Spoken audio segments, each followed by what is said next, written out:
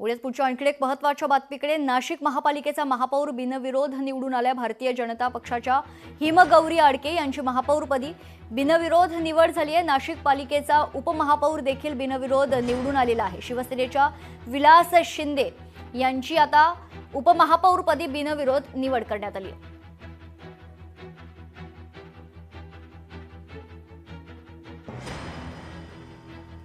तर नाशिकमध्ये महापौर आणि उपमहापौर ही जी निवडणूक आहे ती बिनविरोध झालेली आहे। महापौरपदी भारतीय जनता पक्षाच्या नगरसेविका यांची निवड करण्यात आलेली आहे, तर उपमहापौरपदी शिवसेनेचे विलास शिंदे यांची आता बिनविरोध निवड झालेली आहे। ही दृश्य आपण पाहतोय। यावेळी विलास शिंदे हे स्वतः देखील भावुक झाले होते आणि ही थेट दृश्य नाशिकमधील नाशिक महानगरपालिकेत आता महापौर उपमहापौर पदासाठी निवडणूक प्रक्रिया पार पडलेली आहे। नाशिक महापालिकेचा महापौर बिनविरोध निवडून आलाय। भारतीय जनता पक्षाच्या हिमगौरी आडके यांची महापौरपदी बिनविरोध निवड झाली आहे, तर नाशिक महापालिकेच्या उपमहापौरपदी शिवसेनेचे विलास शिंदे यांची बिनविरोध निवड करण्यात आली आहे।